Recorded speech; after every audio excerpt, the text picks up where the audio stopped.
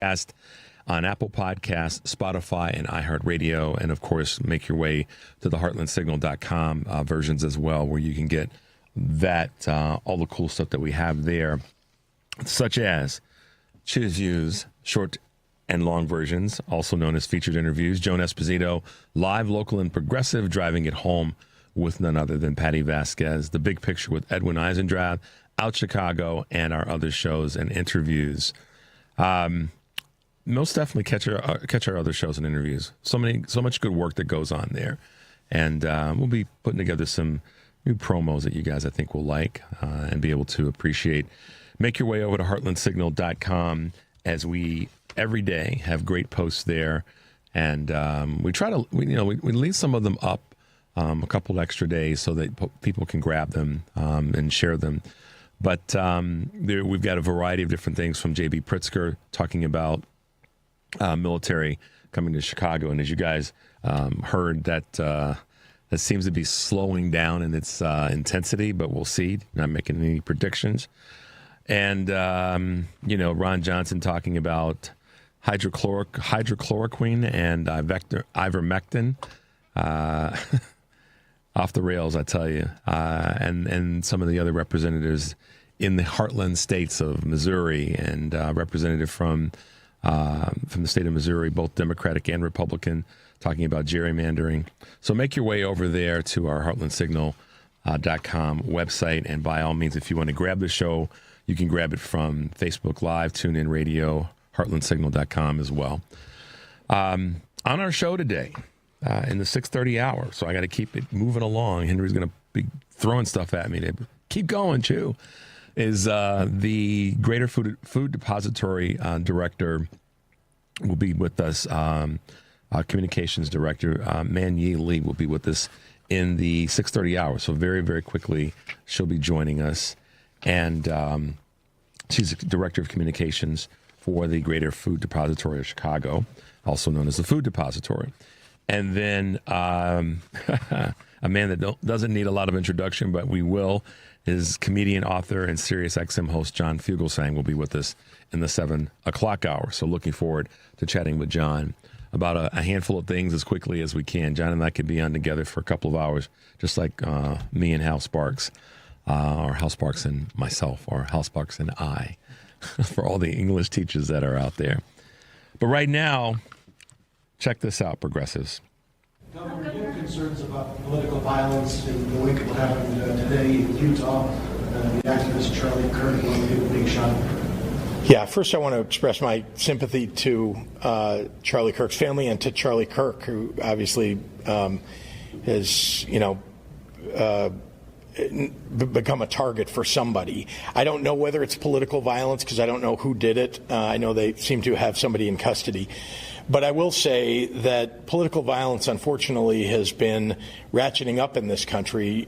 We saw the shootings, the killings in Minnesota. We've seen other political violence occur in other states. And I would just say it's got to stop. And I think there are people who are fomenting it in this country. I think the president's rhetoric often foments it. We've seen the January 6th rioters who clearly, have tripped a new era of political violence. And the president, what did he do? He pardoned them. I mean, what kind of signal does that send to people who want to perpetrate political violence? Not a good one. Not a good one at all. And obviously the timing of all this and the recording of this clip, you guys know Charlie Kirk did die from the injury sustained from this shooting. And my thoughts on this have been all over the map. And then because I wanted to let all my thoughts kind of filter in, Henry, and then say, okay, how do I want to approach this? And the first and foremost thing that I'm going to say, which so many people have said that are leaders across the board, but particularly those that represent the Democratic way of thinking, the Democratic Party, the progressive way of thinking, and that is the sadness for the family is in many ways where we have to start. And sometimes that's hard to do. I want to give a shout out to my man, Kurt Herner, who wrote a really well-written, impassioned email that he sent to me this morning. I won't read it in its entirety, but it's incredibly well-written about this. The thing that I want to say, there's a number of things, and I want to try to get them in. We may push through this break. I'm tired of hearing us say political violence is unacceptable. Let me come back. First thing, we all know that families are the ones that bear the brunt of this sadness, and so to his family, all inclusive, that is how we feel, just as the way we felt about Melissa Hortman and her husband in Minneapolis when this happened. But let's also remember that there were two children, two kids in school that died yesterday as well. Three, I'm sorry. The point of it is, this all comes from something that I don't think everybody's really touched on yet. Yeah, the conspiracy theories, Henry, have already hit the transom. Some of them may be on point. I don't know. Not going to go down that path. My brain desperately wants to, after some of the clips and things that I've seen in the last, 12 hours. And that'll be something that comes out in the wash and all the rest. Because I've always had my observations about Bobby, Martin, Malcolm, and Medgar and how they died. The point about this is, at the end of the day, guns do kill people. And so the situation that took place in the school in Colorado, guns were part of the tragedy. And so the first thing that hit my mind yesterday, before a lot of the other things popped in, obviously, for the family, it's awful, just like it was for the Hortman family and so many other families that have died at the hands of gun violence, whether it be here in the city of Chicago or the shooting that took place in Houston or any other place in the country. That is a problem that we have in this country that we need to get rid of that problem. Before we can stop political violence or any violence of any sort, we need to take away some of the tools that are used to exercise violence. And I don't care what anybody, I'm done trying to be the guy that wants to be observant and recognizing the Second Amendment. The Second Amendment literally is getting people killed in America. And for those who want to throw whatever they got to throw at Charlie Kirk about retribution and this, listen, that's y'all's business. That's not me. I'm not going to go down that path. Not on the show, at least. But the Second Amendment is getting people killed. It literally is. So before we go down the path of trying to handle political violence, which we know is from the rhetorical craziness and things that are said by politicians, by other, in this case, people who are political voices, we got to fix one of the things that we just keep skipping over every time there's a mass shooting or a shooting of any nature, and that's the guns. I guess I'll say this on the air. When this happened, the first thing that I thought, Henry, honestly, the first thing that I thought that I said out of my mouth was, no matter who did it, how it was done, how it was orchestrated, whatever, it was a gun that was a part of it. And until we decide that the Second Amendment is less important than the lives of the people that we love and care about and maybe even detest politically, we aren't going to get rid of any political violence. Because we've had political violence for a long time, y'all. Here's the thing, and I love all the folks on the left that are jumping in and saying, we've got to get rid, political violence is not, listen, Henry, we've been tolerating political violence since before you and I hit the scene, right? I mean, let's be honest. John Wilkes Booth did not push Abraham Lincoln over the balcony and he fell and landed on and broke his neck, right? It was a gun. Last time I checked, the play Hamilton, right? Guns. Let's duel this out. We can keep going until we get a handle on guns in America. This conversation about let's tone down the political violence and rhetoric ain't gonna happen, because there's always going to be someone that's willing to exercise their Second Amendment right in a way that is horrible. And then we get into the conversation around our children, our babies in schools and on the streets of cities in America. And that can be in a blue city or a red city. If we had the courage as a country to take the position that other countries in the world have taken when it comes to guns, we would see violence, not just political violence, but violence go down. What about domestic violence where it ends up somebody gets killed because of a gun? Let's keep going, y'all. See, this is the problem. And this is where the irony hits. And then we're going to take a break and come back and talk about this a little bit more. Charlie Kirk was an advocate of the thing that ended up ending his life in an indirect and direct way. And that's the sad irony of it. That's the sad irony of it. Let's take a quick break. 773-763-9278 is the number. You're listening to Choose Views on WCPT AM 820 in Chicago and WARR 1520 AM and 103.5 FM from Warren County, North Carolina. I'm Richard Chu. We'll be right back.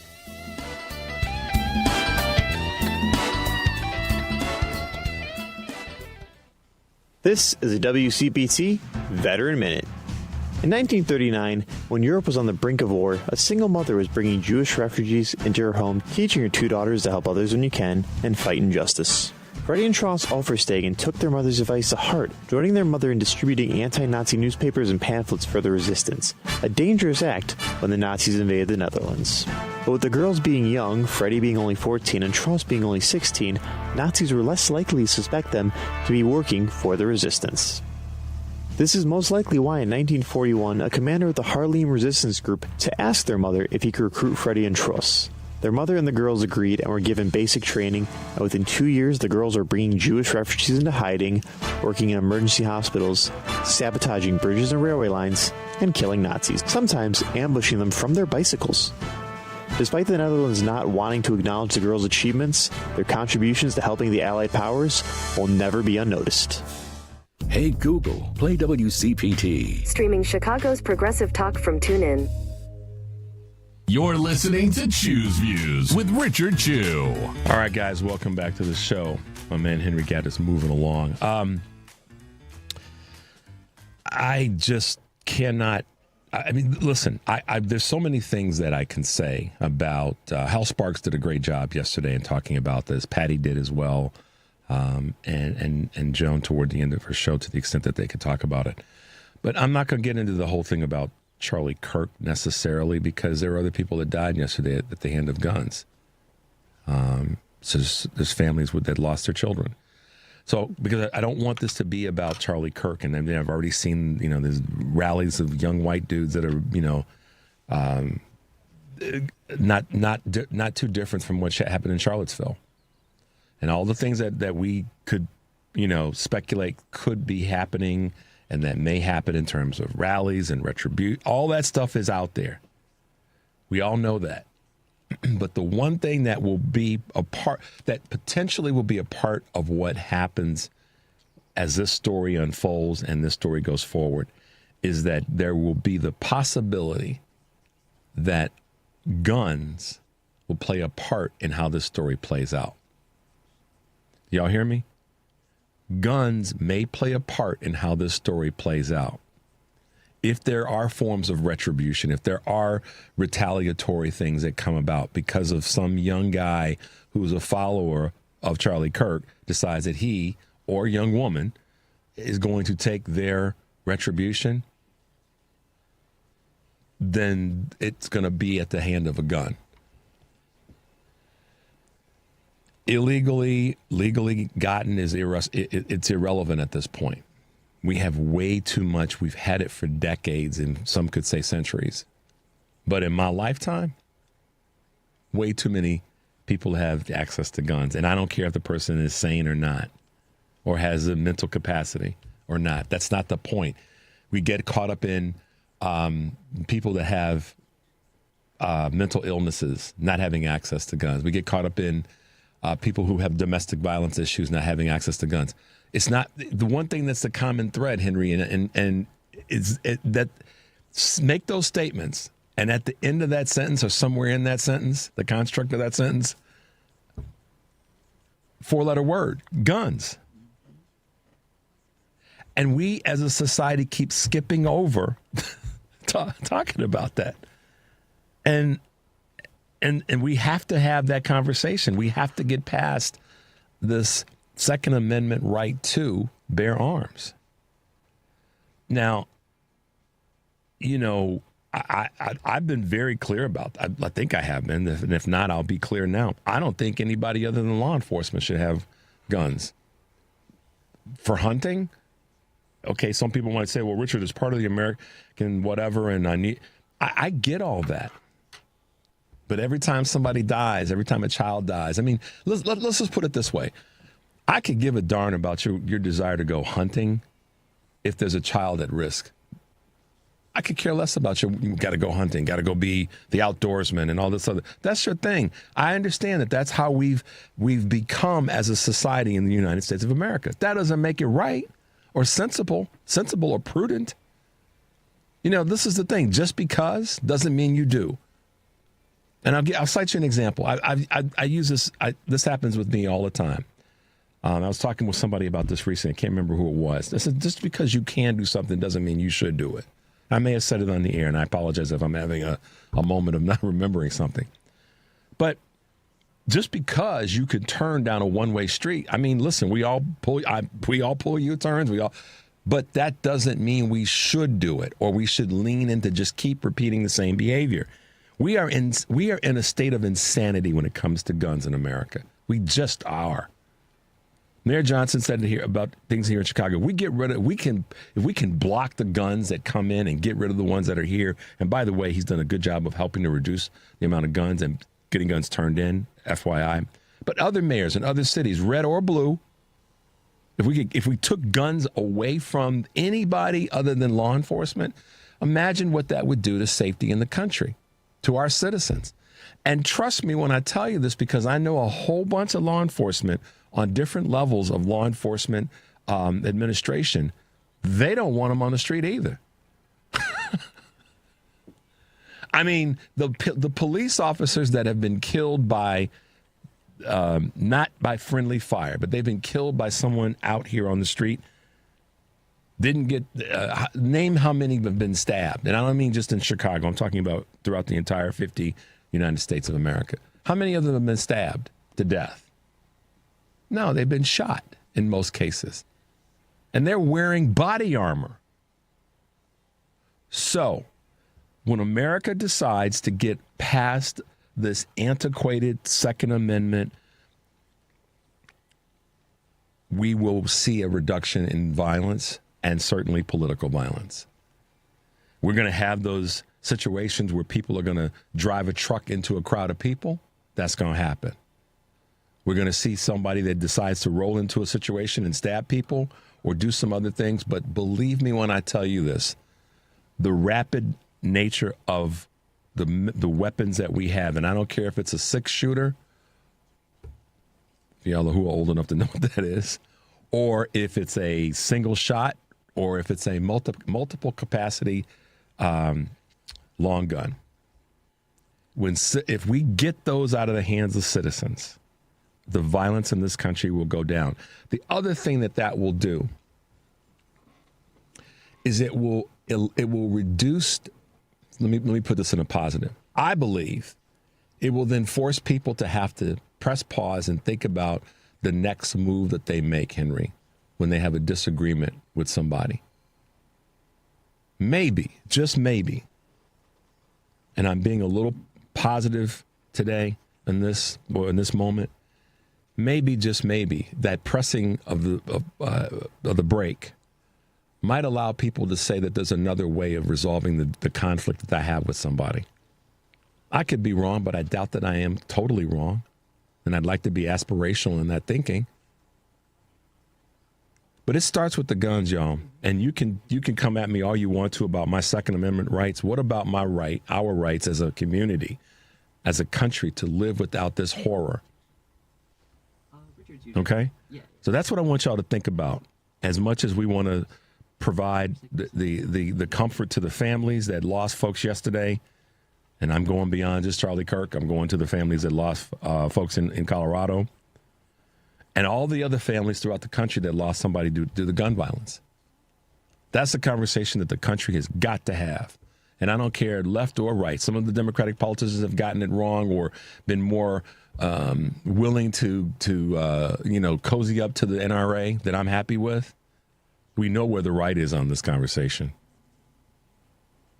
But we have to be willing to say enough is enough and do something about it rather than just saying gun violence or political violence is unacceptable. No, y'all, political violence in the United States of America is about as acceptable as drinking water. You know why? Because it's been happening for longer times than most of us have been alive. Abe Lincoln did not get pushed off the balcony or beaten to death with a chair. Okay? Think about that for a minute. When you hear someone say political violence is unacceptable, as is domestic violence. Think about that. That's what we really should be having a conversation about. That's what we really should be going down the path of. And when we got some people on the right that are they already started saying that this is the fault of the Democrats and all this other kind of stuff that they want to throw out. It came out early. The president's been doing it. Nancy Mace has been doing it. Other Republicans have been doing it. You know, that's their beat. It shouldn't be ours. Ours should be, if we're going to stop political violence, we need to get rid of guns. I'm waiting for the politician that's going to step to the mic and say, I'm done with guns, y'all. Are you with me or not? For private citizens. And let's ask for the moon, and if we get a little bit less, then we still get something that we need. I'm willing to ask for the moon. Private citizens don't need them. Need them. Now, we could build a scenario, we could build the guidelines for people to maybe have them insert, but that's even a slippery slope. Here's the thing. We've gone way too long in an unrestricted environment where people have had just access to guns. Let's reel that back dramatically. In case you guys were wondering how I feel about guns, there you go. I have people in my family who, have where we suffered these tragedies. And no one needs, you got to prove to me why you need one rather than using the Second Amendment as a tool to justify you having one. Those are two different conversations and rationales. It just is. Wanting one versus needing one. What do you need it for? And using the Second Amendment to validate that, to me, that's just a weak argument. So that's where I stand on what took place yesterday. I don't stand in the let's go down the retribution trail. I have my thoughts about things that he said and did, and those are the ones that I won't necessarily air on the show today. I may get to those in the days to come because as so many people have said, some of the things that he said about people, about black folks, about women, about the LGBTQ community, and the list goes on, were absolutely horrible, absolutely vile and disgusting. But I'm not one to say the phrase that a lot of people want to say, Henry, which is he got what he deserved. No, what actually would have been better is for him to be alive and to be debated to the point where he had to yield his position and say, I'm wrong. That's what he deserved, not this. But we got to start with getting rid of the thing that was at the point of causing this. Let's take a quick break, guys. You're listening to Choose Views on WCPT AM 820 in Chicago and WARR 1520 AM and 103.5 FM from Warren County, North Carolina. I'm Richard Chu. We'll be right back.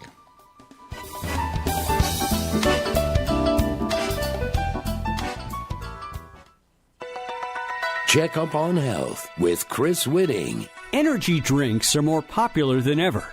Dr. Stephen Lipschultz, MD, is chairman of the Department of Pediatrics at the University of Miami's Miller School of Medicine. And he was the lead researcher of a study that examined the health effects of energy drinks on teenagers. Current estimates suggest that 30 to 50% of children and teenagers and young adults consume energy drinks. And he said parents should be concerned. And may have opposite of the desired effect. For example, we know that if a teenager wakes up with less than ideal energy in the morning and starts regularly consuming multiple energy drinks, when pediatricians have done sleep studies, they find that taurine and caffeine and sugar reduce the quality of children's sleep. An attempt to try to improve energy may result in just the opposite. For Checkup on Health, I'm Chris Whitting.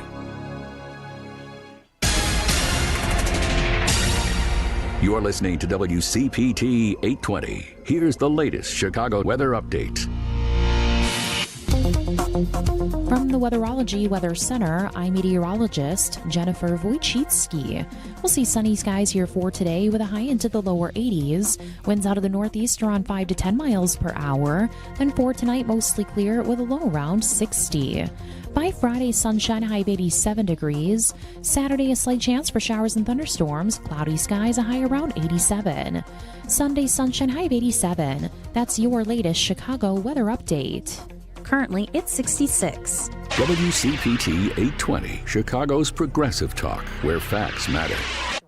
This is Choose Views with Richard Chew.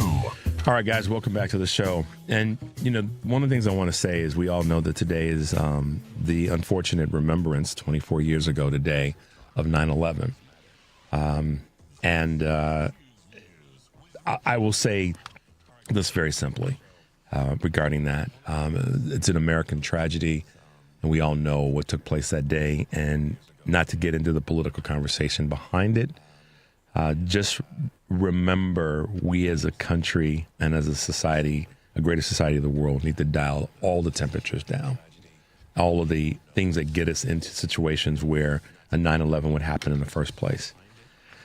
But remembrances are going to be taking place certainly in New York and in Washington, D.C. and in Shanksville, Pennsylvania, as they should, and throughout the rest of the country. So however you go about remembering and paying respects to all those that were impacted by that tragedy, do that. Make sure that you ring your own bell of remembrance to those whose lives were lost and those who have carried forward in losing someone on that day. I think that that's probably the best thing that one can do, and I hope that you all will do it in the manner that's right for you and how you how you pay respects to people who passed away, and in this case, this national tragedy.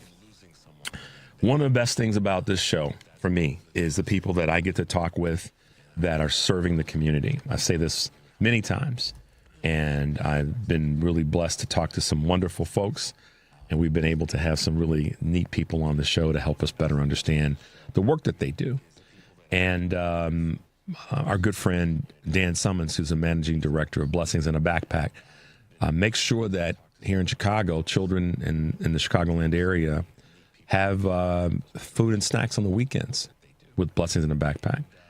And then there's another organization here in Chicago that has been doing great work for a long time. And I mentioned earlier at the top of the show that we would have the director of communications for the Greater Chicago Food Depository, Man-Yee Lee, with us this morning.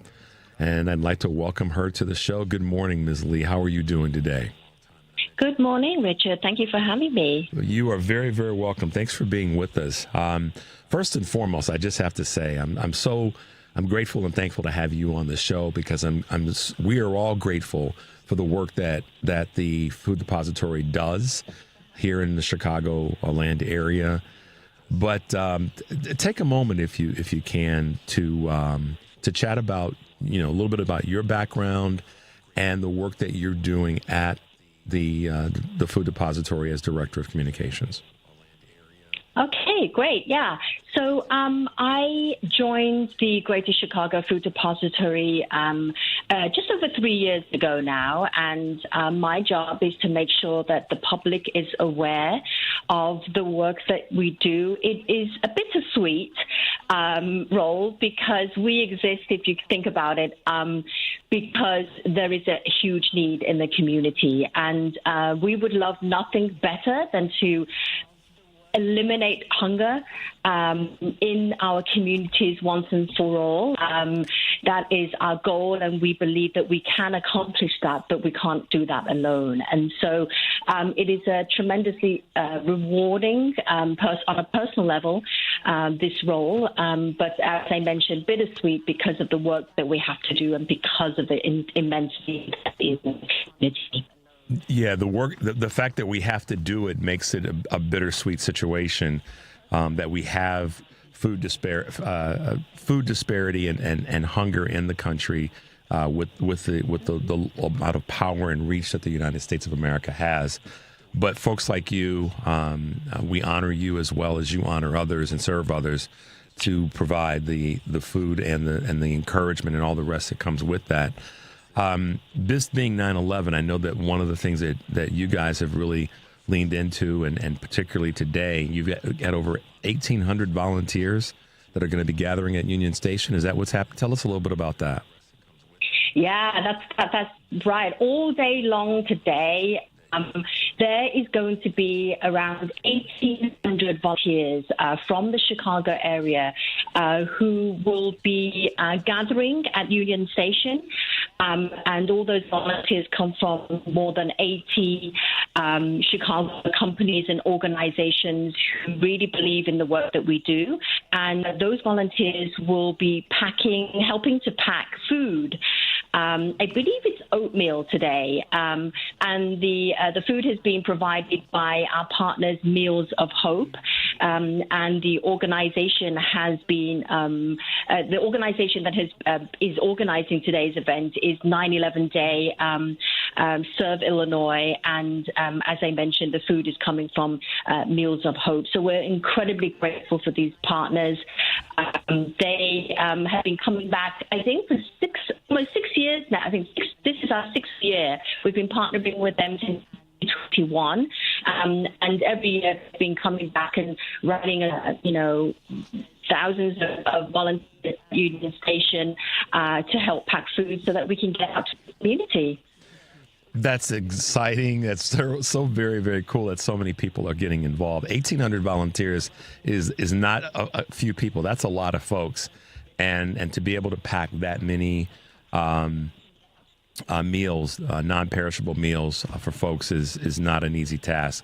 So thank you for the hard work that you guys have put in to get this going. Food pantries there are food pantries all over the country, and the bigger the city, the more there seems to be a need for robust food pantries.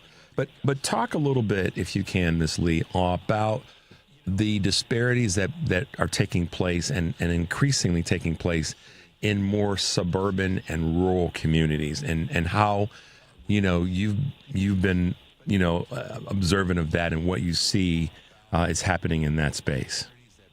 Yeah, I mean, I'll give you some statistics right now, if I may. They're not good news.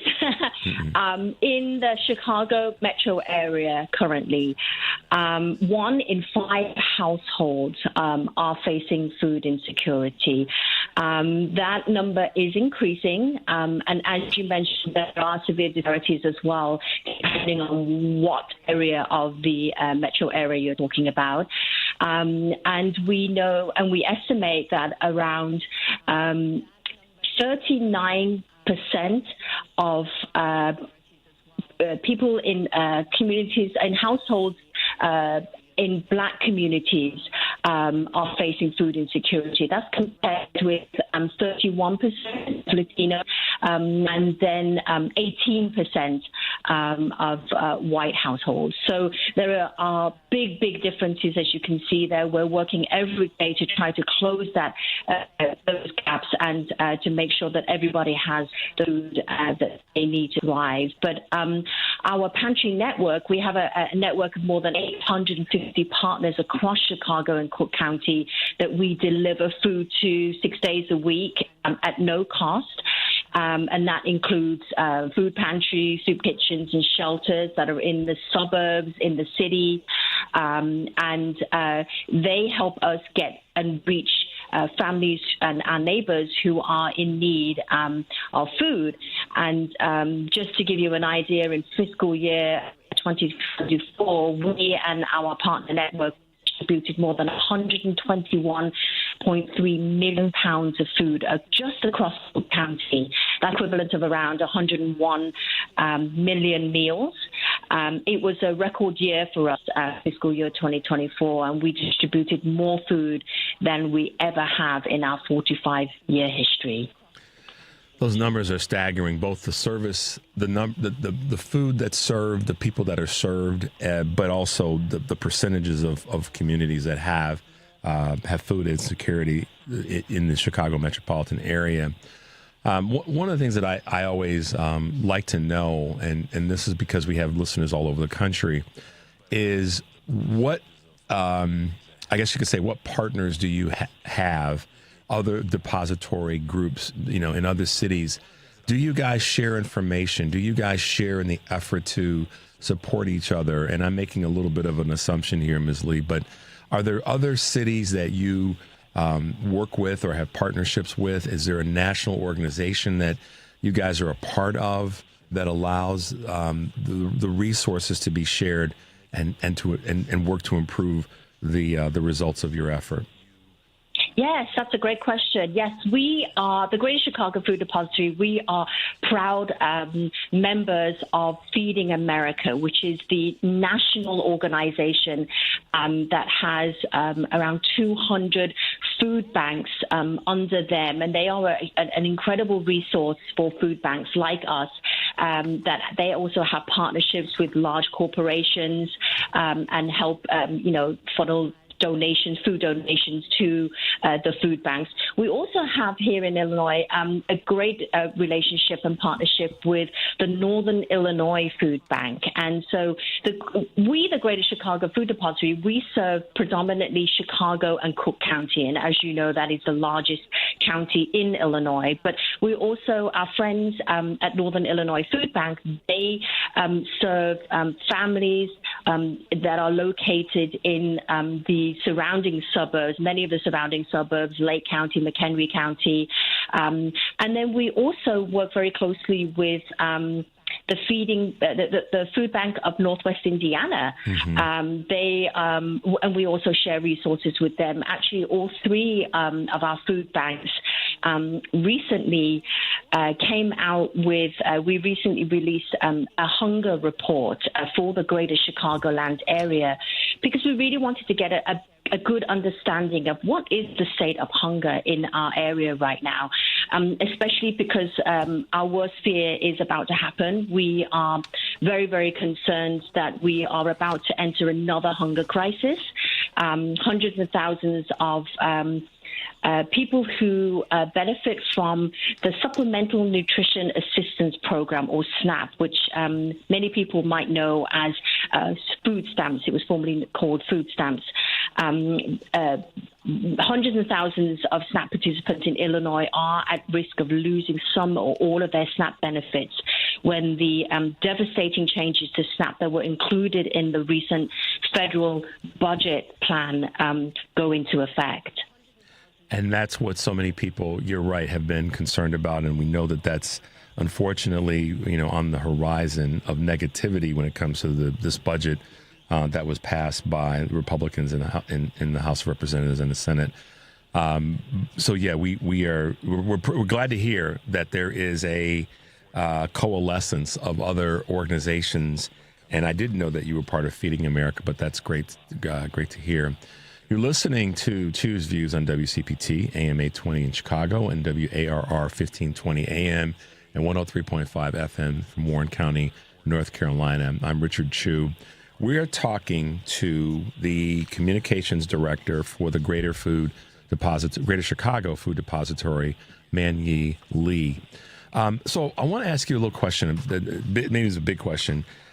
Your educational background is actually out of the UK, United Kingdom, and my question to you is, what are your observations about food insecurity throughout other parts of the world? And I know that you are one of the leaders here in Chicago and the Chicagoland area.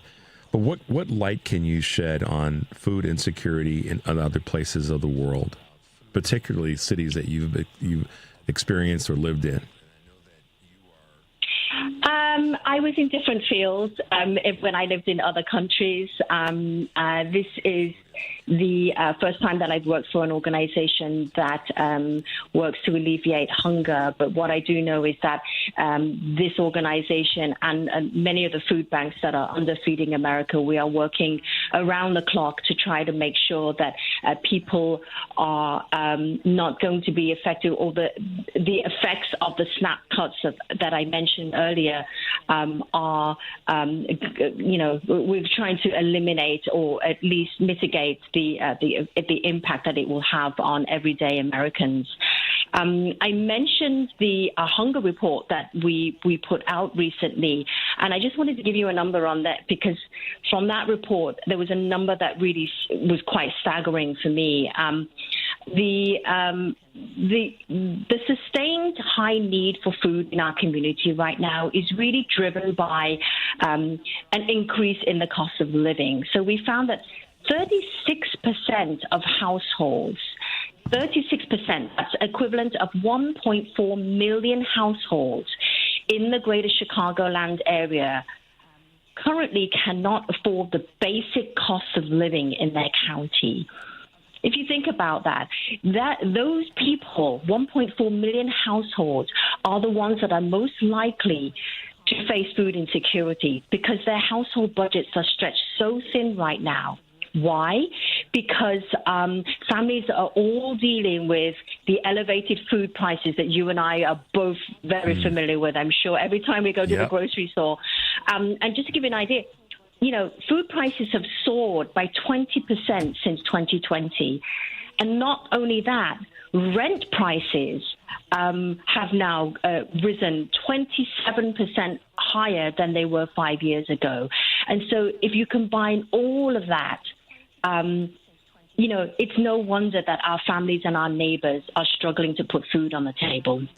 Yeah, and that's the entire cost of living. Those numbers are staggering for a lot of reasons, but the primary one is it makes it difficult for a family to determine what's most important and what they're going to put their energy and their monies behind. And they've got to make these decisions when some of the other necessities have also equally increased. But again, that's one of the reasons why your program is so important and so integral to the offset of those increases. Ms. Lee, talk a little bit about this. I was reading about the plan this new strategic plan that you guys have put in place or putting in place as a way to offset some of the SNAP deficiencies that are unfortunately on the horizon in terms of this 5-year plan that you put together through 2030.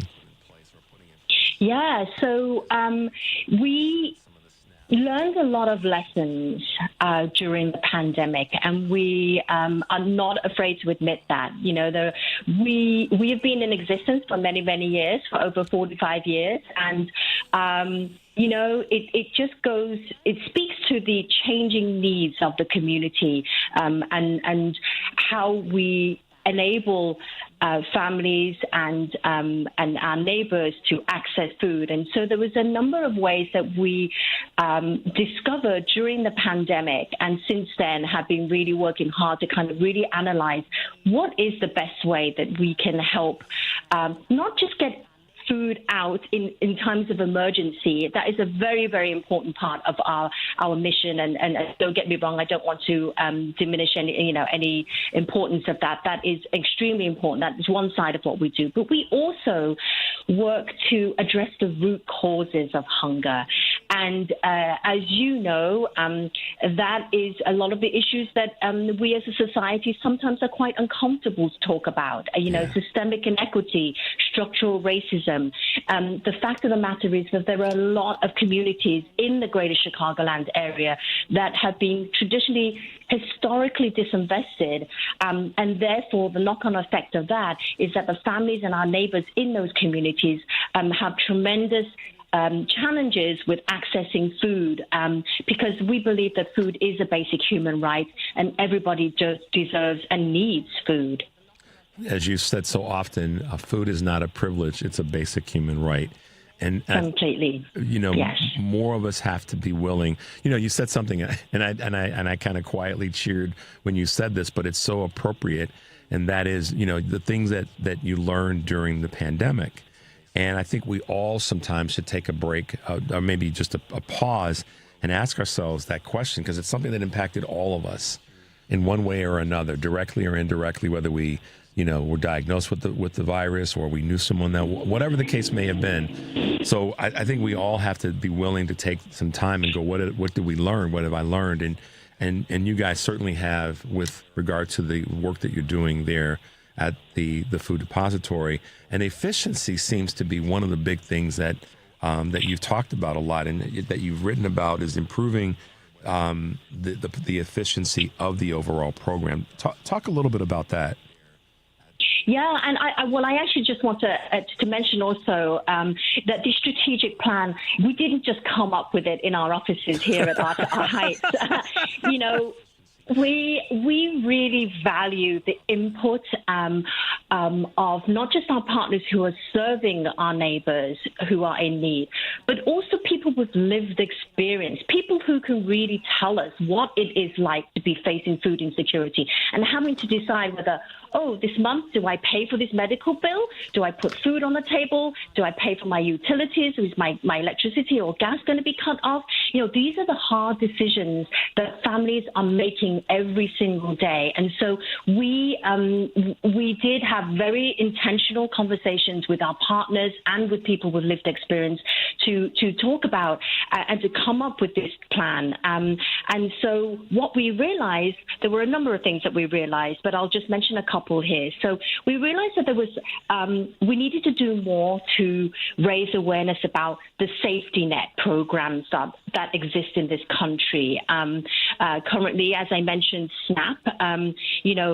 that is a public assistance benefit that many people don't know or are turned off by applying, but they are actually eligible. And so we have staff here that help people to understand the complicated application process, but also to make sure that they are submitting the right paperwork and that they're answering the right questions and just helping them to apply. So we're really, part of our 5-year strategy right now is to make sure that we increase that work.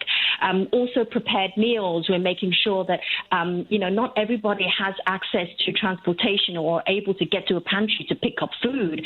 Some are going to buses, some are going on buses, some are walking. And so, we have to explore whether prepared meals and delivering prepared meals is something that is a better way for us to serve our neighbors. And also then thriving wage, making sure, I talked about the root causes of hunger. The root causes of hunger, the biggest impact to that is people just simply don't have access to a thriving wage. And so we're looking into how we can contribute that to make sure that some of our neighbors in the most high need areas and communities that we serve have access to that, so that then they can become self-sustainable and they don't need a pantry. That's amazing. I mean, we all have to do a little bit more of that and kind of self-evaluate. What are we doing well? What are we not doing well? And how do we make it better? And you guys have definitely taken that to the next level. Ms. Lee, it's been great having you with us this morning, and I want to do it again because your work, the organization is ongoing. It's not it's not just a one-time thing, and the fact that you are here in Chicago makes it even better for us, but it's also the fact that you've got such interconnectedness with other groups throughout the country.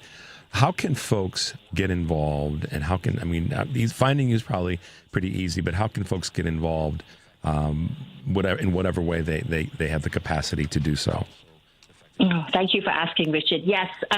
So we always say that people can help if this resonates with you, what I've been talking about, and if you believe that food is a basic human right as well, please join us. Either you can help by either donating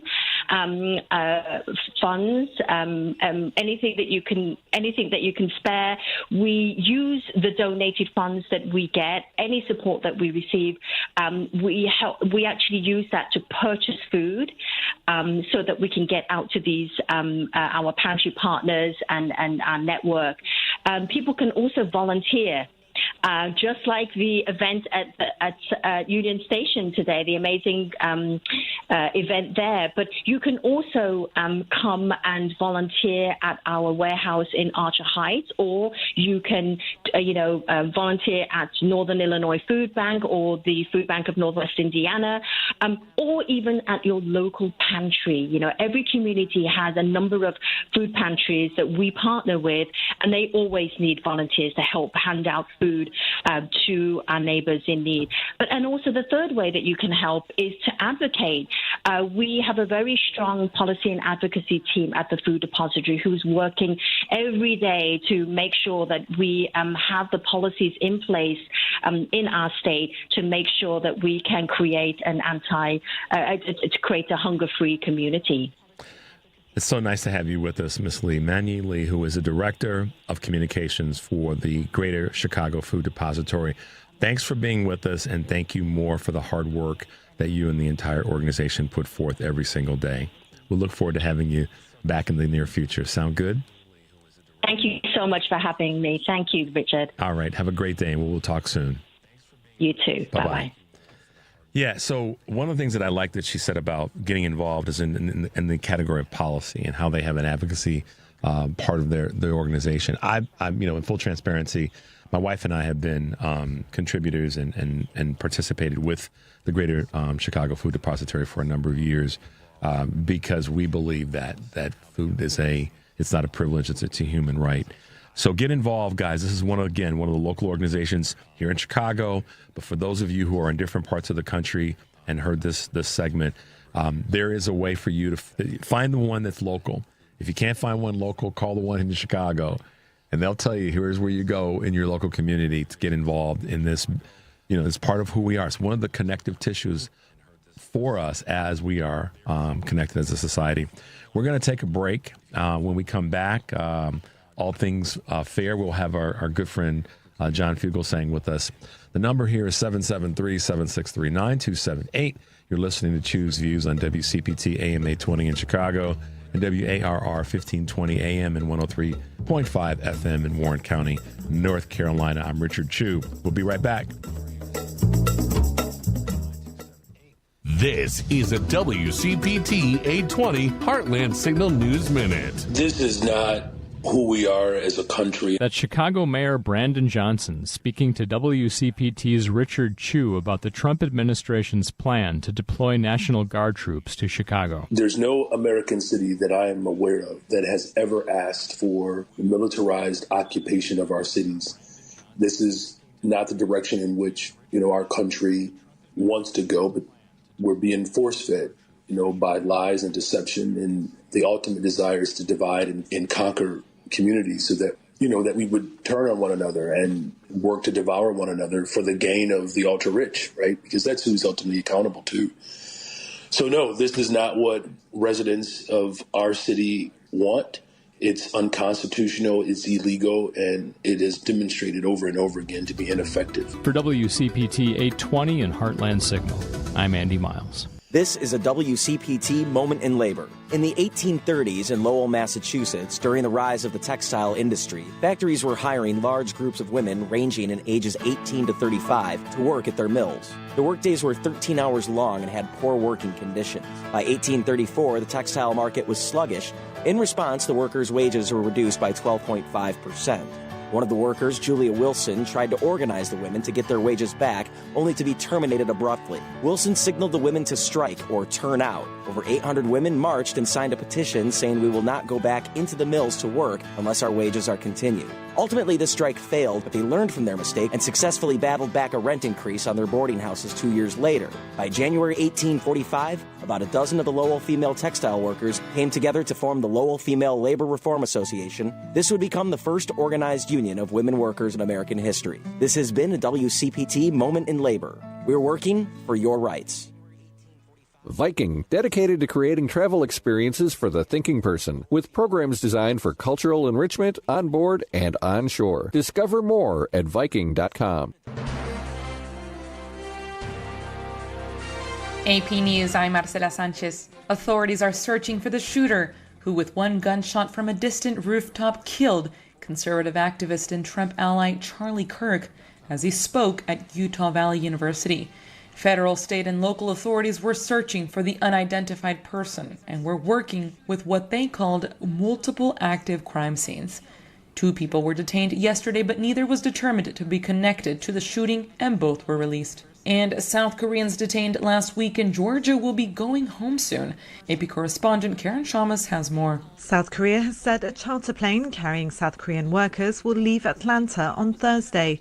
The workers who were detained in an immigration raid in Georgia will depart Thursday at noon to return home. South Korea's foreign ministry made the announcements but gave no further details. A total of 475 workers, more than 300 of them South Koreans, were rounded up in the September 4th raid at the battery factory under construction at Hyundai's sprawling auto plant. Airport officials in Atlanta said earlier that the return flight planned for Wednesday had been cancelled. US authorities released video showing some being shackled with chains around their hands, ankles and waists. I'm Karen Shamas. Today marks 24 years since the September 11th, 2001 attacks. Americans are marking this day with solemn ceremonies, volunteer work, and other tributes honoring the victims.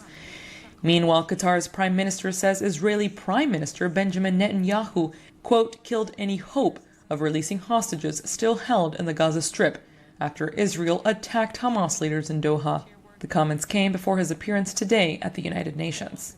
And world shares are mostly up after U.S. stocks inched to more records following a surprisingly encouraging report on inflation. More information at apnews.com. This is AP News. AP correspondent Ed Donahue reports on a new look into the life of David Bowie. David Bowie's archive is open to the public in London. 90,000 items were acquired from Bowie's estate by London's Victoria and Albert Museum. From, sketches that he's done, handwritten lyrics, costumes, instruments, even fan art, merchandise. Curator Harriet Reid says there are handwritten notes from a movie in which Major Tom, the fictional astronaut floating in a tin can far above the world in Bowie's song Space Oddity, is sent to a disgruntled America. The exhibit features a lot of little things that made David Bowie tick. The to-do list, things where he's making a record of the exhibitions he wants to see, the films he wants to see. The exhibit also includes The Spectator, a stage musical about an 18th century London outlaw that Bowie was working on shortly before he died from cancer. I'm Ed Donahue. And I'm Marcela Sanchez, AP News. This is 8:20 a.m. WCPT Willow Springs and streaming worldwide at WCPT820.com. We are Chicago's progressive talk, where facts matter. Now, your WCPT 820 weather update. From the Weatherology Weather Center, I'm meteorologist Jennifer Wojcicki. We'll see sunny skies here for today with a high into the lower 80s. Winds out of the northeast around 5 to 10 miles per hour. Then for tonight, mostly clear with a low around 60. By Friday, sunshine, high of 87 degrees. Saturday, a slight chance for showers and thunderstorms. Cloudy skies, a high around 87. Sunday, sunshine, high of 87. That's your latest Chicago weather update. Currently, it's 70. Tackle your heating or cooling project with confidence and save big money with help from Menards. Lower your home's energy bills and keep your HVAC system running efficiently by upgrading your heating and cooling system with new ductwork and accessories. Shop our complete line of ductwork products that will meet your heating and cooling needs in-store and Menards.com. Plus, view our weekly flyer for great deals happening this week. Save big money at Menards. This is WCPT 820. where facts matter. This is Choose Views with Richard Chew. Hey guys, welcome back to the show. It is an honor to be with you as always every single day. Obviously in the first half hour I talked about this situation that took place yesterday and, of course, the death of the children in Colorado and all the rest. And I still stand on business about guns. And for us to end political violence, we need to get rid of the things that are at the tip of the spear of that. And that's something that America just wants to keep skipping over. Some people have said, I should be saying some things a little bit more harsh about Charlie Kirk, but I won't do that, particularly on the air, because I don't want to be one to foster further conversations around violence and that whole retribution thinking. That's not who I am. But at the end of the day, where we start on this conversation is oftentimes not where we end up. And that's, we start to go down a path that's not connected, and that's what's needed more than anything right now is connection. One of the voices in that space is our good friend and author and great father and comedian and host of Tell Me Everything on Sirius XM, and that is John Fugelsang. Good morning, John. Welcome to the show. Good morning, Richard. Good morning. Hello to you and your listeners. Thanks for having me. Absolutely, man. Thanks for being with us. Well, today is 9/11. I mean, there's so many things that we could talk about. We could talk for 2 hours about what's happening in our world. Today is I don't even use anniversary anymore, but the commemoration of that violent day in America. And you're there in New York City where so much of this took place. How and what are you seeing, feeling, and whatnot in New York right now? Back on 9/11, our grief was not a cry for war. And I just wrote a book about the Bible because the character of Jesus was there to break the ancient cycles of hatred and be the generation that stops all this destructive violence. Violence doesn't work. And, you're right. There's a lot of things that Charlie Kirk said and fought for, and his record is out there, and people can see for themselves the racism. People can see for themselves the kind of guy he was. But he didn't deserve to die in such a way. No. And I don't know any. I hope you don't mind. I hope your listeners don't mind if I don't blame the left for what happened. I hope you all don't mind if I don't blame the people who've been fighting for greater gun safety. I hope nobody minds if I don't blame the people who wanted to make it hard for a civilian to get a weapon that could be easily used to kill Charlie Kirk. I'm fighting for Charlie Kirk's kids. I don't want to see more gun violence in this country, and I'm proud to be on the side that has tried to stop this gun proliferation. And now his kids are going to grow up without a dad, and his death's not going to end all that poison. It will sanctify it. Yep. That racism and misogyny and cruelty is going to be whitewashed into martyrdom. He deserves to be alive. Yep. He deserves to have decades of life ahead of him. He deserves to lose arguments. He deserves to watch Trumpism collapse, and maybe he would have learned, maybe he would have evolved, maybe his heart and mind would have opened, and that chance to grow was taken from him by another faceless coward with another gun in America. John, we all use the word preach, and in this context, I think it's appropriate. You and I said a version of what you just said about this situation with Charlie Kirk, because I would rather for him to have had to live out and see that he was, and I don't have a problem saying this. Opinions are one thing, right or wrong is different. That you're wrong on racism, sexism, and the LGBTQ. You're wrong, dude. Yeah. I would rather for him to have had to sit with you and me, and he could bring his boys, and you and I can bring our boys, and let's sit down and let's squabble this out in a manner that would say you guys are wrong. That's what I would rather have happened than for him to his life to have been ended this way, because that's progress. Right? Yeah. We're going to regress if we don't get our arms around this. That would have been a progressive way to make our points be the ones that are greater for so many more people throughout the country and, frankly, throughout the world. Amen. And it breaks my heart how we are so groomed to have our tribes be so hateful. I'll hate what they stand for. I'll hate what they fight for. But I will use ridicule and nonviolence. That's it. You know, you want to go say that slavery was better for black people? Boy, howdy, you go right ahead. I don't need a gun to fight that kind of talk. Nope. And you know, this was indoctrinating young people into far-right politics. And as awful as it was, and there's going to be a lot of people out there who will be quoting him for a long time, and he's never going to get a chance to change people's opinion of him. But, you know, Richard, yesterday I posted just like, do these idiots even realize that shooting Charlie Kirk makes you a worse person than Charlie Kirk? Mm-hmm. And I posted that on the socials, and I was attacked mercilessly by right-wing people on Twitter, and I was attacked mercilessly by far left-wing people on Blue Sky, who more or less the theme was killing a Nazi is a good thing. Killing a Nazi is a good thing. And I'm like, you show me the scenario where you get to say that murder of an unarmed civilian for his beliefs is a good thing. You make that argument, you cease to be liberal, just like Charlie Kirk ceased to be Christian when he started defending racism.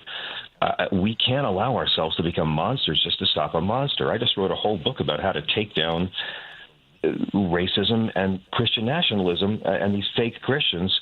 And you do it with the Bible, you do it with scripture, you do it with logic, you do it with devastating humor, you don't do it with violence.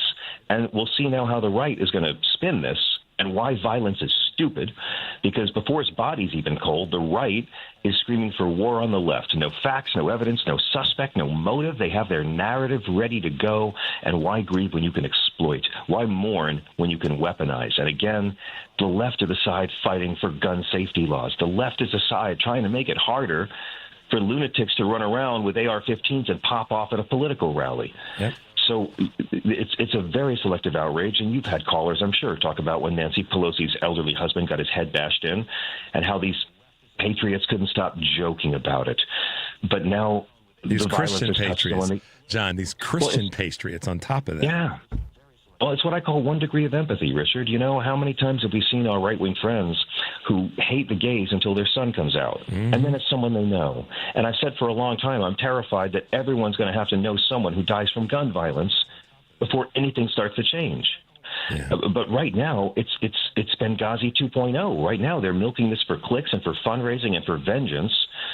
I mean, Elon Musk, directly responsible for the deaths of thousands of young people from USAID cuts, but those deaths don't get covered on Fox News. So I'm praying for this guy. I'm praying for his family. But again, this party's not grieving. They're spinning. No, and it wasn't even it didn't take any time. You know, we could have played a round of golf in less time than it took for some of the hardest core of Republicans to speak on this issue. And, you know, I'll throw out the name Nancy Mace went nuclear on it. The president of the, I mean, the list goes on, and we don't even... Didn't wait for names, just wanted to blame people right away, and they wanted to blame the Americans they hate, the Americans they've decided they're allowed to hate. That's right. And I'm not going to take you and I are not going to take the bait to get seduced into the conversation that doesn't need to be had. The conversations that need to be had are, if we're going, like I said at the beginning of the show, if we're going to tune down or drive down political violence, or if it's not going to be acceptable, then there's some systemic things we got to fix so that it's not an opportunity for people to lean into. I mean, in my lifetime, I'm a few years older than you, John, but in my lifetime, political violence has been very acceptable, and so I list my four: Medgar, Malcolm, Martin, and Bobby. And we could add to that, you know, JFK, violent deaths at the hand of a gun, and in no way can anybody change my mind. And it's not that I'm being stubborn. I'm just looking at the data that says you take one element out of those scenarios, and those men probably would have lived longer than they lived, and that's a gun.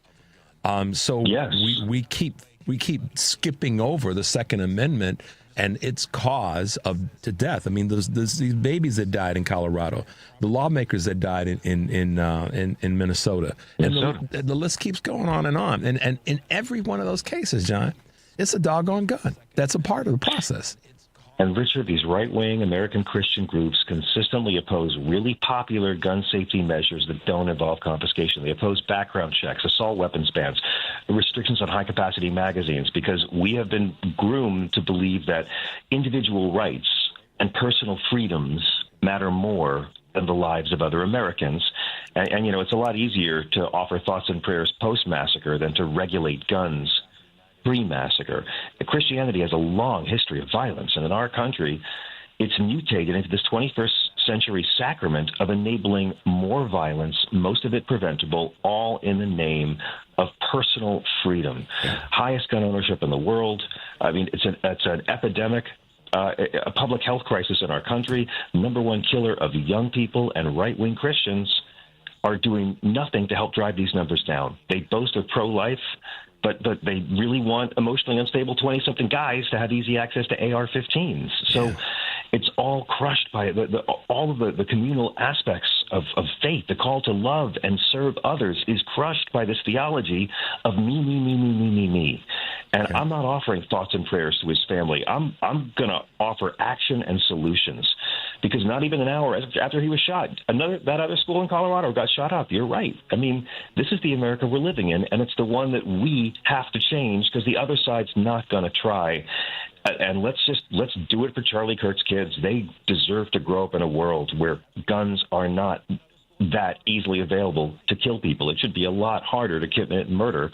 All of our allies that have capitalism don't have this problem. And take away, I believe, by tighter gun laws and restrictions, you then take away even the mental threat that could present itself when other forms of conflict resolution are going to be a lot more effective. You're right. You're listening to Choose Views on WCPT AM 820 in Chicago and WARR 1520 AM and 103.5 FM from Warren County, North Carolina. I'm Richard Chu. We're talking to John Fugelsang, author, father, comedian, writer, all the rest, host of Tell Me Everything. John, tell us everything about Separation of Church and State, the new book by my man John Fugelsang. Well, it's actually called Separation of Church and Hate. Church and Hate. Yes, my eyes are bad this morning. Separation of Church and Hate, y'all. The subtitle is A Sane Person's Guide to Taking Back the Bible from Fundamentalist Fascists and Flock-Fleecing Frauds. And it's a book for everybody of every religion, or any atheist, any agnostic, anybody who's ever going to have to deal with these right-wing extremist Christian nationalists or fundamentalists in your job, in your workplace, in your family, in your government, in your social media feed. Millions of us were raised in Christianity thinking it was about the stuff Jesus talked about, love and service and putting the other person first, lifting up those who are beneath you, forgiveness, nonviolence, the things Jesus commands in Matthew 25. He says individuals and nations will go to hell or heaven based on how they do four things: take care of the poor, take care of the sick, welcome the stranger, and are kind to those in prison. Nothing about how loudly you scream at women outside clinics, how much you persecute migrants or trans kids. And, you know, millions of people grew up in this country to find that this religion, based on love and peace and service, it seems to have been hijacked by these right-wing, overwhelmingly white, tax-free cliques of mean frauds who hide behind a giant gold cross to take a big dump on the actual teachings of Jesus. I mean, there's no way you can say you follow both Donald Trump and Jesus unless you haven't read either one of their books. On immigration alone, they hate the Bible. God of the Hebrew Scriptures commands us to welcome the stranger, treat the alien as one of our own. Jesus says you're going to heaven or hell based on how you do it. I'm not saying we shouldn't have standards on who comes in the country, but it's the criminalization of migrants, calling them illegals. I call them Christian refugees because it's more accurate and it really infuriates them. But this is the whole point. Like, I wrote this book because we shouldn't have to fight with these guys. Make them fight with God. I went through this book to give on every issue that divides us: abortion and LGBTQ issues and poverty, healthcare, gun safety legislation, feminism. how even if you're an atheist, if you're fighting a right-wing Christian, Jesus is probably on your side. They don't ever quote Jesus. They don't ever try to put his quotes on a classroom wall or a men's room wall. They worship him. They revere him, but they don't listen to him. And this is a guide for how you can debate the Christian nationalist in your life, because I don't want to use violence. I don't want to use hate. I want to use the actual holy book they pretend to follow and show that they actually don't. These people have used the Bible as camouflage, and this book is a guide to camouflage removal. that should be the maybe the next title of the next book, and you and I can work on it together. Camouflage removal. John, listen, man, I've been blessed. We've been fortunate to have known each other for a few years now. And obviously one of the connective tissues is certainly WCPT and Sirius and Stephanie Miller and all the rest. The one thing that resonates so strongly when your voice is out there is blending the knowledge that you have and the research that you've done on so many topics with humor. And oftentimes I've witnessed you do this. I've listened to you do this, where you would be talking to someone that is 180 degrees away from where you are on a particular topic, and you use humor to try to, I won't say bridge the gap, but dial the temperature down a little bit. How has humor been such a tool for you? And I say that in the most positive of ways.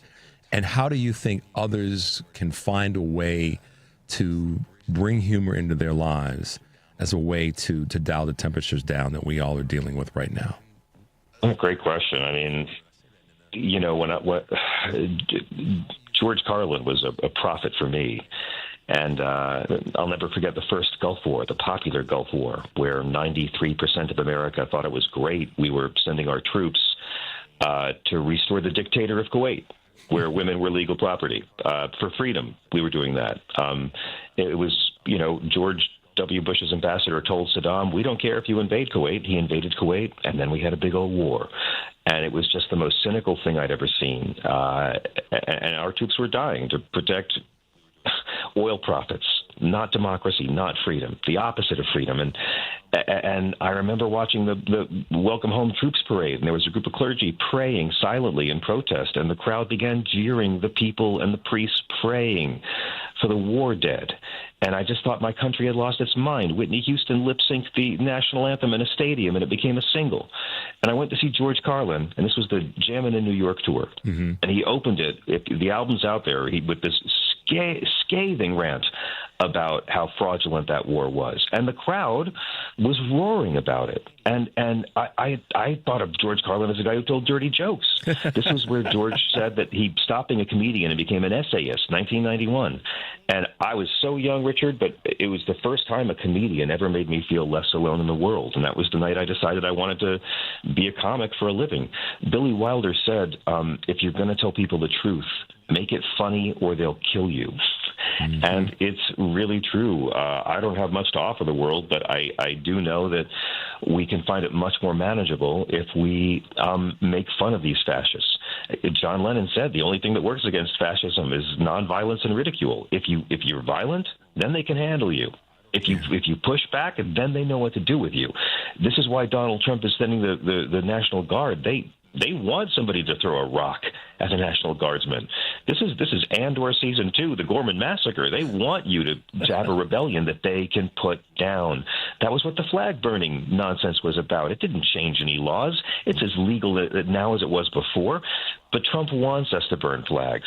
He wants us to burn flags in a First Amendment protest against him so they can use those images on TV. You're right. It's all about not taking the bait. And they're trying to get us to take the bait now with this tragic murder of this right-wing young man. And I don't think smart liberals are going to do it. The lunatics on the left and right who just want to hate, they're going to continue doing it. But the rest of us, no. If anything, this has to be a golden opportunity for us to say, now, Republican brothers and sisters, I know you're grieving. Gun violence has taken someone you care about. What can we do together to try to make fewer people grieve the way you're grieving now? Yep. That is, and that's where the ability to connect with people is so important, and it's not there now. And the leaders that I get asked this question, John, and I know you do too. Who is the leader that's going to evolve? Who's the voice? Who's the guy or the gal that's going to be? And I keep saying it's all of us. Look in the mirror. It's not just we're waiting for a person to ride it on his or her white horse. It's got to be all of us. That's and I don't want us as progressive liberal Democrats to take that bait to wait for the person to evolve. It's got to be all of us right now rather than the wait for that person. You know what I mean? Where's the liberal strongman? We need a liberal strongman. We need a liberal Joe Rogan. We need a liberal thug to come out there and lie and get things wrong and beat up people rather than look for a solution. We need to be more like them because power looks good and renounce our values because we want that. It's such a trap. It's what all the world's religions warn us about. It's just, my God, testosterone rots the brain. You're exactly right. And it's like, I'm not saying a kumbaya moment. It's not going to happen. We have to beat these people. But that's why I wrote the book, because I think we have to use logic, we have to use facts, we have to use the Constitution and reality and Scripture, as you say, all of the above. I just did a special on Sirius XM this week on Tuesday, the day my book came out, with Governor Andy Beshear of Kentucky, who's doing a great job of working with conservatives and showing that it can happen. And I just feel like the chances out there, we know the right is not going to try to do it. So we have to beat them. And fortunately, Epstein and the tariffs and Donald Trump's inability to tell the truth are going to make sure that a lot of people who didn't show up last time are going to be very motivated. And these Republicans know it. I mean, Donald Trump's not on the ballot to save him next year. And you know what that means? It means 2018. It means 2022. They know exactly what's going to happen without Trump. People who only vote because the famous TV guys on the ballot aren't going to show up. So these Republicans are in a tough spot right now, and we should be looking at a lot more Thomas Masseys popping up as they go up against Donald Trump, because they're going to realize he might be able to hurt him, but he probably can't save him. Yeah, that's exactly right. And that's the kind of profound messaging that we've got to, folks like you and myself have to be out front giving to everybody, because it's not about finding that one strong person, male or female, that's going to lead us out of this. I believe now, and this is we're recognizing that the game has changed. It's got to, I use this phrase as part of my opening the show, all of our players means all of our players. And we all have to decide to put on the uniform and get on the field or get on the court or whatever, the phrase is, because it's on all of us to do this. It's us on us to do the work, and part of the work is pushing the people that are in leadership, but it's also making sure that we're doing our everyday local stuff and calling out daily, not waiting 2 days to call out the family member that said something stupid at the picnic, or say, you know what I mean? It's current, ongoing, day-to-day, moment-to-moment involvement in this process, and you have been, John Joseph Fugelsang, one of the champions of that. I'm really proud of you and the book and the courage it takes to write one in the first place, but particularly on a topic that might be viewed by people as divisive. Separation of church and hate. John, thank you, man, for being with us.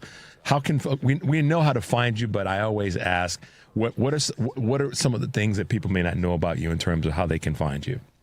Oh, Lordy, even I'm on Sirius XM every night. If you don't have Sirius XM, we're also a free podcast every day that has the best of last night's show. That's the John Fugelsang podcast, and I have a Substack and all that fun stuff. On the socials is John Fugelsang, but that's hard to spell. So the book is called Separation of Church and Hate, A Sane Person's Guide to Taking Back the Bible from Fundamentalists, Fascists, and Flock-Fleecing Frauds. Please buy it. Buy it as a gift for the person in your life who doesn't understand how Christians have become so mean. I think there's a great opportunity for us to talk about love, talk about nonviolence, and talk about positive solutions rather than just keeping the cycles of hatred going. Yeah, we'll make sure to give some copies of it away in the days and weeks to come. John, thanks for being with us, man. I look forward to being on your show next week. I know we had a little bit of a speed bump last week, but we'll get it done next week, and I'm looking forward to wrapping with you when we get a chance next week. Thank you so much, Richard, and thanks to all your audience. You too, man. Be safe. Talk to you soon. Peace. Bye-bye.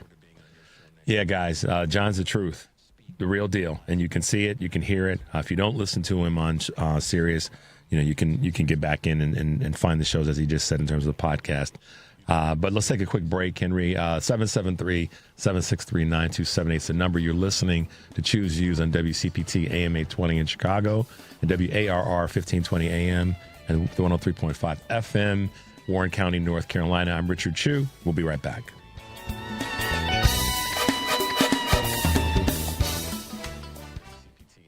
Greece is cheap. But the airfare costs a fortune. Paris? Not much closer, and again, airfare... What about Puerto Vallarta? Let's face it, flying anywhere is just too expensive. Wait, what's this? Low-cost airlines. With one call to low-cost airlines, you'll drastically slash your travel costs. We're talking insanely low airline prices to any of your favorite destinations. Where would you like to go? London, Rome, Costa Rica, Australia? Wow, that's cheap. So why wait? Call now to learn how crazy cheap it is to fly anywhere in the U.S. or international. Our prices are so low, we can't publish them. The only way to get them is to call to instantly hear the most amazing best deals on airline travel. It's that easy. So call now and start packing. 800-708-3091. 800-708-3091. 800-708-3091. That's 800-708-3091. You are listening to WCPT 820. Here's the latest Chicago weather update. From the Weatherology Weather Center, I'm meteorologist Jennifer Wojcicki. We'll see sunny skies here for today with a high into the lower 80s. Winds out of the northeast around 5 to 10 miles per hour. Then for tonight, mostly clear with a low around 60. By Friday, sunshine, high of 87 degrees. Saturday, a slight chance for showers and thunderstorms. Cloudy skies, a high around 87. Sunday, sunshine, high of 87. That's your latest Chicago weather update. Currently, it's 68. You're listening to WCPT 820 because facts matter. Welcome back to Choose Views with Richard Chu. Great to be back with you guys. 773-763-9278 is the number. That's our Credo mobile phone and text line. Great to have John with us. And there's so much I can say about John, but more specifically in this moment, what he said about us not, and I said it, but he kind of followed up the words of not taking the bait, as it were, when it comes to what just happened in Utah and the easy route. We know what's going to probably come from the right. It already has started to happen. So we have to be the ones to, as I use a phrase, stand in the void of not letting it overwhelm us and certainly not taking the bait and doing something that would cause further harm. And I implore everybody to take that to take that route. So just be aware that I'm asking you guys to kind of just be smart wherever you are in the country. Be smart about how you could proceed in this moment. And let's not forget. Let's remember the families that were impacted in Colorado in terms of the kids that were part of the school shooting. Again, this is where I started today. It's the guns, y'all. People can try to persuade me differently, but it's the guns. Whether it be, and some are saying we don't need to get rid of guns. Some are saying we need to have tighter gun legislation, control, and restrictions. I agree with all the above. But staying stuck on stupid ain't getting it done.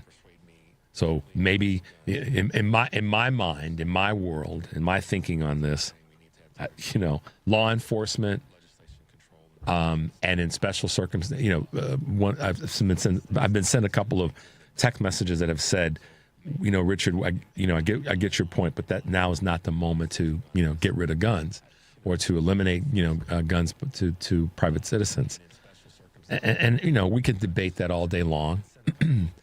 And some have said to me that, with the way in which law enforcement, meaning police, treats people in different communities, that they're coming after us. And listen, we don't want to battle with police with guns. I mean, this is why one of the lines and I may botch this, but please walk with me on the intent. And one of the lines in the Second Amendment about gun ownership is the right to bear arms. And some people have made the comment that, in the context of the Second Amendment, it's around, to be able to fight back in the event of oppression, i.e. a militia being able to stand their ground when it comes to the government. And there's the language is a little bit more specific and all that. And I'm not trying to be one to quote the Constitution or amendments of the Constitution. But I've always said this when people talk about, we got to have our guns to make sure we, in the event that the government tries to take us over, that we're there to prepare and be prepared in case they come after us. Listen, y'all. Henry's shaking his head like I know where Rich was going. A well-armed militia ain't got nothing on a well-armed, political military force or law enforcement. No. So let's just end that part of the conversation. That well-armed militia, and we're going to defend ourselves against the tyranny of the government. Y'all need to wake up on that. Those that are still advocating for that part of what the Second Amendment is trying to be implementing now, it's not relevant. It's just not. And that's where I start and go, so then why do we need them? Why do we need them? Wanting them is not the same as needing them.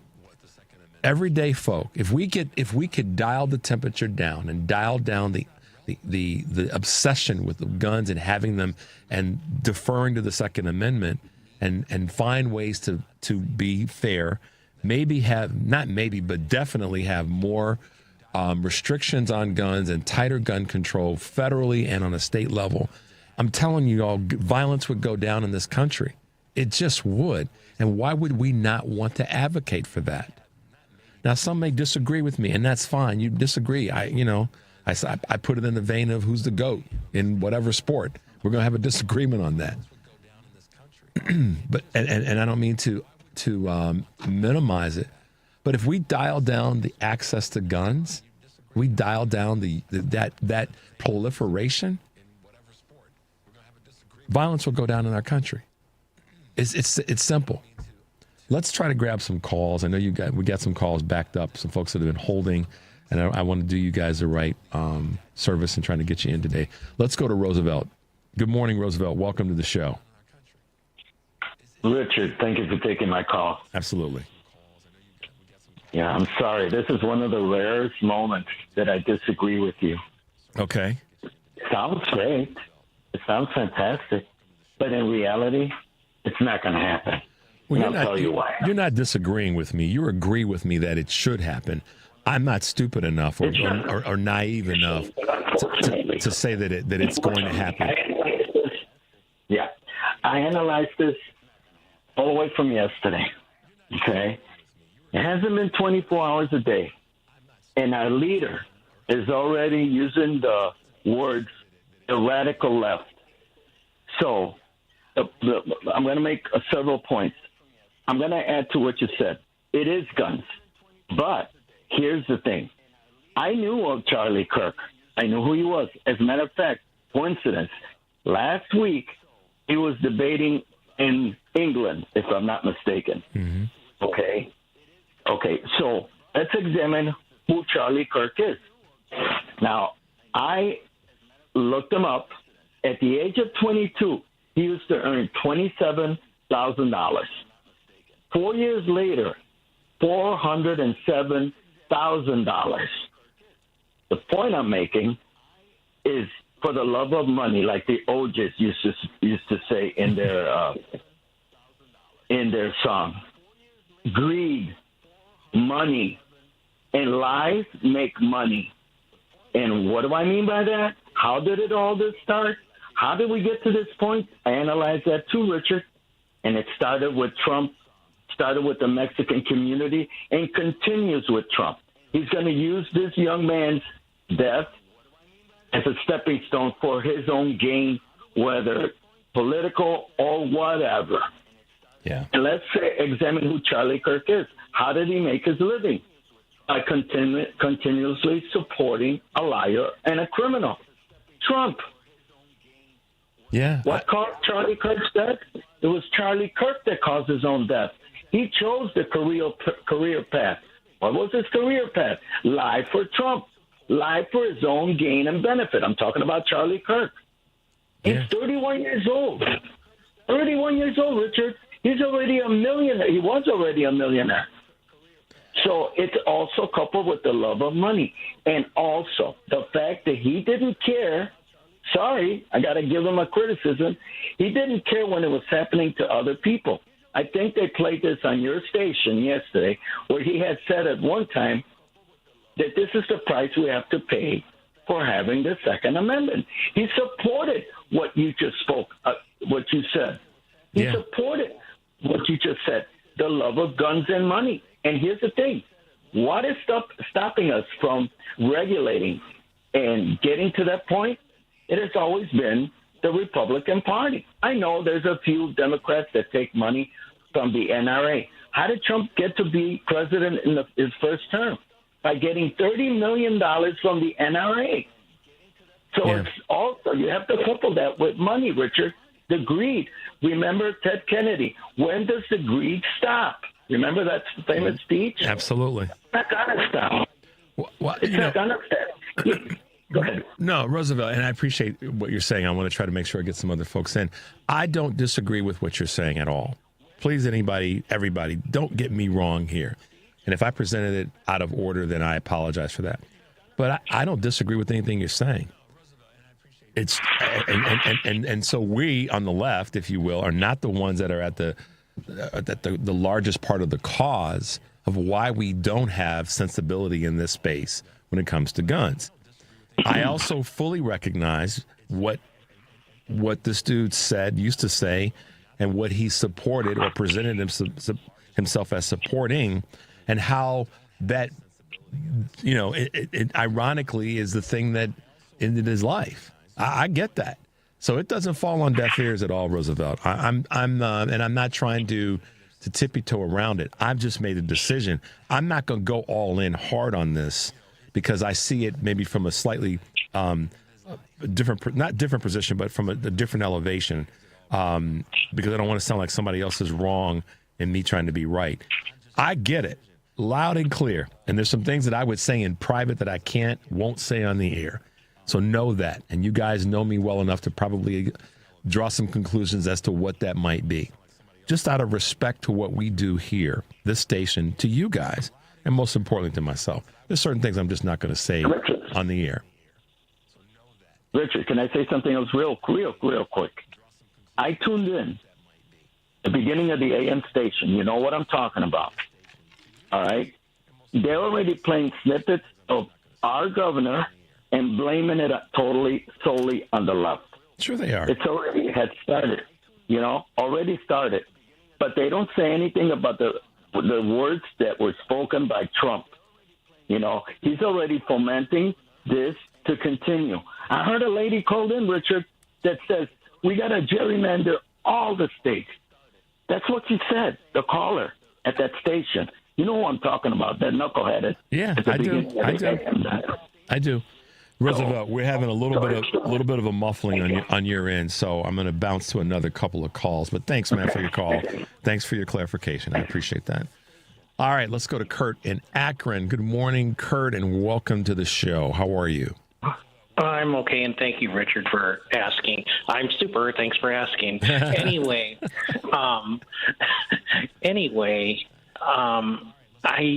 you're right. You can't really talk. Well, how can I say it? It's hard to say at this point, but basically, he was a bad man politically, but we do have to think about his wife and his two small children. And the families, and that's why I keep saying this, and the families of so many others who've died in this manner. Those children in the school in Colorado, they are no less important in this moment than Charlie Kirk was. And you know what? That's what Hal Sparks made a point about yesterday. He says, and what was unfortunately lost in all of this was the fact that there were 3 students shot in a Denver, Colorado high school because Charlie Kirk basically, what's the word I'm looking for? Trump, for lack of a better term, trumped the news. Yeah. Because of who it was. Sure. And did you see that a-hole president of ours? He put out a 5-minute statement on his White House YouTube channel about Charlie Kirk yesterday. Mm-hmm. Not once did he mention the Minnesota lawmakers who were shot and the one that was killed. No, not at all. And the thing that so my vitriol in this space is the fact that Republicans have done the same, they're doing the same thing all over again. Wash, rinse, repeat. Can't talk about guns right now. Thoughts and prayers. And up there, and then let's blame the Dems. Let's blame the libs because it's all on them. That's not true. Factually, that is not true. That is a doggone lie. Right. And if there's anything we can do, that if we want to push hard on the anger of this moment, it needs to be why are babies dying in schools because of the fact that Republicans keep getting in the way, to Roosevelt's point, of legislation that's going to help that, and then we can expand that narrative. But right now, and then to your point, though, about we need to get rid of the guns. First of all, yeah, I understand we need to get rid of the guns. And I grew up in a house of guns. My dad had guns. But you know what? He also told us if he ever caught us touching them and he wasn't there, he'd kill us. So we never touched them. You got to love Marine dads, right? Yeah, exactly. I hear you. But anyway, what I was going to say is, it also comes down to accountability, like that email I sent you. We have to hold the politicians accountable. We have to hold the mainstream media and the people like Charlie Kirk accountable for what the rhetoric they're putting out. But most importantly, we have to hold ourselves accountable for allowing for those politicians and for allowing for that media to spew all that garbage and have these types of laws that are not benefiting anybody and causing us to, pervert. I'm going to say pervert because I can't say the B word on the air. Second Amendment. Because if you notice, it always gets ellipsed. The first part of that Second Amendment, which is about the well-regulated militia, which is not what people think a militia is today. The well-regulated militia is what you would call your National Guard in 21st century America. Right. Also, I know what it was. My biggest concern is with all this happening, and everyone's going to have to simmer down a little bit on all sides, but temperatures are going to be hot for some people. Kamala Harris just had her Secret Service protection revoked by Donald Trump when Joe Biden did whatever it is he did before he left to extend her protection through January of next year. Instead of 6 months, it went for a year, and I don't know if the California State Highway Patrol is still protecting her. Later this month, go ahead. No, go ahead. Later this month, she's going to be starting a tour of promoting her book, 107 Days.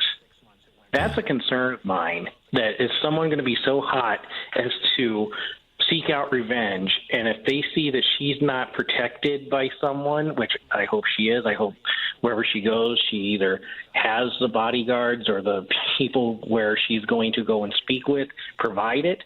Are they going to take something out on her because of Charlie Kirk to avenge his death? I know. I said that to a couple people since this happened, that my concern is where will the retribution come from, and who will be the recipient of it. And who better than a former black female vice president who ran against Donald Trump? Oh, absolutely. And I'm not saying that to advocate it. I'm saying that as a hypothetical what if. Well, and it's a what if that we, unfortunately, this is where we are, because we know that this is like Michael Fanone, who is one of the officers from the J6 attack. He basically said he's not going to sugarcoat it. You guys should Google him and look up what he posted this morning or late yesterday.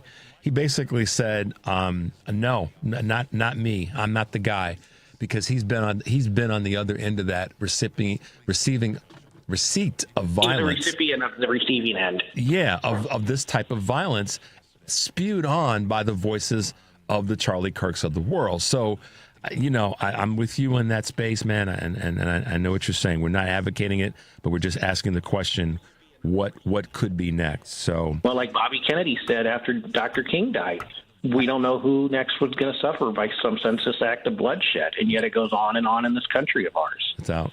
All right, Kurt, I got to bounce to grab a couple more before we wrap up today. Right. Thanks for the call. Have a good day, and I'll talk to you later. You too, man. Bye-bye. Thanks. Bye-bye. All right, let's. We want to keep these calls going. We'll pass on this break and then grab these calls, and then we'll wrap up. Okay, let's go to Robert. Wants to talk about the Second Amendment. Hey, Robert. Good morning. Welcome to the show. Robert, are you there?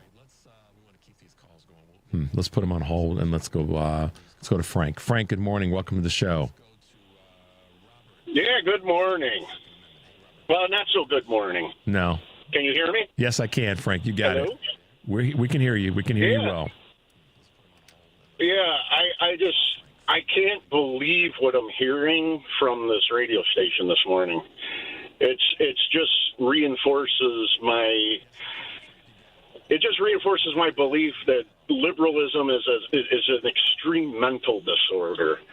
And here's what this is, and this is my key moment. If we go back to when we had the fiery but peaceful protests back in 2016 to 2020,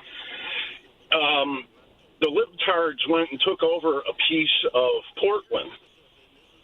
They went out and they took over a piece of Portland. They took over that 6-block area. What was the first thing they did when they took that over? They put up barricades and armed guards to keep the bad people out. Then, not only did one person have to die there, 2 people were murdered before all the politicians said, maybe this isn't going to be like the summer of love. So, Frank, let me...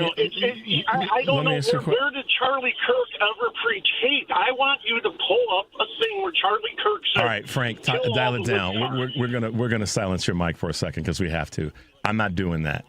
Okay, libtards is an offensive statement. The next thing that's going to come out of this dude's mouth is the N-word and a variety of others. So, Frank, no, sorry but not sorry. We're ending your call, and I'm going to make it clear. Don't ever think that you get to call people who are of a certain style or ilk those kinds of disgusting names. So this is where I say don't take the bait, progressive liberal Democrats. What Frank wanted to try to do is get into an engagement with me by using those kinds of words. And I could have taken the bait and gone after him, but I'm not going to do that. Why? Because I respect you guys as listeners way too much, way too much. And I won't do that to you. Some may say I should go harder. There'll be a time for that, but I'm not going to do it in that manner because I respect you as listeners all over the country. Whatever Frank's position was on what he were, go call a right-wing station and do that. And this is the thing where the Michael Fanone just posted this last night. This is what causes this. Okay. This is exactly what causes what happened yesterday to happen, is that we've got those kinds of voices out there that want to preach this anger and these lies and this BS that just keeps the temperature up. He was all about blaming, from what he said in that short window, and I wasn't going to give him any more time to spew that garbage. Not going to do it. I promised you guys I wouldn't, and I'm not going to take the bait. I could say a lot of things on that, but I'm not going to do it. Call another station with that garbage. Call another show with that garbage, because it's not welcome here. We can talk about a lot of things, but the name calling is not going to be one of them. We're going to try to squeeze in a couple more calls at Henry's discretion if we should do that or not. But listen, guys. Is it prudent, Henry, to let's go with Eddie. Good morning, Eddie. Welcome to Choose Views. Well, hello again, and good morning, Naperville. How you doing? I'm good, man. Yourself? Yeah, I'm good, man. The whole world, it's going to be a little topsy-turvy for a while, but don't let these people deter you, from just being one good person to another. Yeah. That's what we really need right now. It's true. I mean, we have to reach to that part of ourselves. And I know that a lot of people are like, nah, this loving each other thing, this kumbaya. I mean, John was right. We're not going to have a kumbaya moment. That's not necessary or needed right now. What's needed is truth telling. What's needed is frank calling out, as I say, of the BS, real time. And I agree with you. We do have to find a way to do it in a way that kind of lightens the craziness right now. Do you know what? And I know that that's a tough needle to thread, but it's one that we have to thread. We as progressive liberal Democrats have to lead the conversation, whether it be toward positivity or our honesty, or both. We have to be the ones to lead that conversation. Do you see what I'm saying? Yeah, no, absolutely. I mean, I did have a slight question, your thoughts on it. What's that? So we already know yesterday the whole event's unfolding with Charlie Kirk, but, we ended up getting a lot of people online being borderline racist, with some remarks and rebuttals to everything going on. But I tried to tell people it's not that he was shot to me. It's the principle that the reaction to him being shot was greater than the things that he advocated for, and people were telling me, they're like, no, you're wrong. You're this, you're that. And I'm like, no, dude, it's like, look, he advocated for families being ripped apart by ICE. He advocated for anti-trans, agendas. But nobody batted an eye. There was no empathy. But then the empathy came in droves the second he was shot. And it's like, okay, that's not really ally behavior, Man, Eddie, I got to compliment you on making that observation, because that's exactly right. That's a factual look at this situation. No empathy from the guy that ended up now is getting empathy. It's craziness. It's a weird double standard. Yeah, my good friend Eric Grant, who hosts the family meeting, oftentimes uses the phrase, it's bananas. It's totally bananas. Eddie, listen, man, I made you chuckle a little bit, and I appreciate you calling in this morning and taking some time to reach out to us. But stay safe, okay? You too. All right, we'll talk soon. Bye now. Guys, listen, let us not forget that this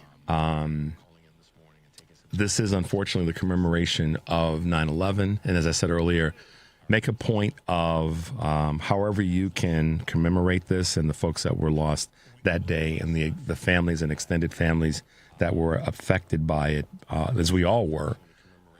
Please acknowledge that in today as you go through the day to day. And however you deal with the situation that happened in Utah, you got to deal with it your way. I'm not going to tell you how to deal with it. I have my observations and my opinions and ways of dealing with it. But what I will say is this, whether it be that or the school shooting in Colorado or any other place in the country, we do have to work hard. If violence, political violence, or any type of violence is going to be reduced, there are some things that are systemically problematic in our country that have to be resolved, even to the extent that our guest, Man-Yee Lee, who was the director of communication for the Greater Chicago Food Depository, said disparity in our society, economic disparity, does contribute to some of the things that we see happen in our country. And so that's a starting point for a lot of us to look at, is how the disparities that are taking place have impacted us all and continue to do that. So everybody stay safe today. Be mindful of the folks around you. Do it with the care that you can muster up, but don't take the bait. And I will ask you guys to not do that. Take a deep breath, guys. Make your life count. We will see you tomorrow.